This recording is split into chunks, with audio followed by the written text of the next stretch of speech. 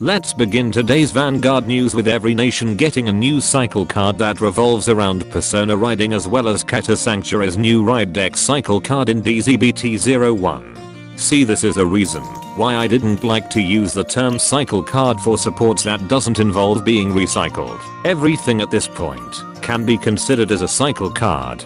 Dancer of the Beautiful Flames ult for once per turn while on rear guard. Lets you pay 1 counter blast when she boosts a rear guard and you Persona road this turn to give one of your units an auto ability that makes it lose 2 criticals at the end of the battle it attacked, but also change its critical to 2. Just when you thought you can make Nirvana relevant in the Divines era, Butcher Road made sure that the deck wouldn't overshadow their new kata wielding protagonist. Rainbow Breather once per turn while on rear guard. Lets you pay 1 counter blast if you Persona road this turn to soul charge 1 card, then call up to 1 card from your soul, and that unit gets 10k power. Assuming you kept your Astria deck because you were a Sophie simp, it finally has a new way to pump out more pressure.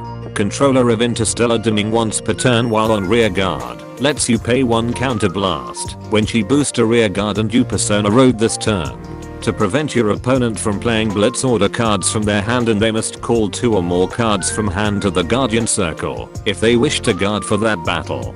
This is probably the most versatile Persona cycle card. Just using this along with Obscured Eva could potentially make the deck good again. And don't get me started on the asinine columns that be Heroes Messiah and Vanguard can create. Forceps Angel once per turn while on rear guard. Lets you pay 1 counter blast if you Persona road this turn to call up to 1 grade 3 or lower unit card from the top 3 cards of your deck, then return the rest to the bottom of your deck in any order. Then this unit gets 10k power. Using her on a light Thegria double Persona turn makes a 61k column with grade 1 maple that withstands, and that's not accounting for the unit this card called, which at that point is more of a bonus. Fragrant Bloom Dionysia once per turn while on rear guard. Lets you pay 1 counter blast if you Persona road this turn to call up to 1 grade 3 or lower unit card from the top 3 cards of your deck, then send the rest to the drop zone. Then this unit gets 10k power. Basically the same as Forceps Angel, with the added irony that a green nation would be the one to love throwing its unused random stuff down the drain.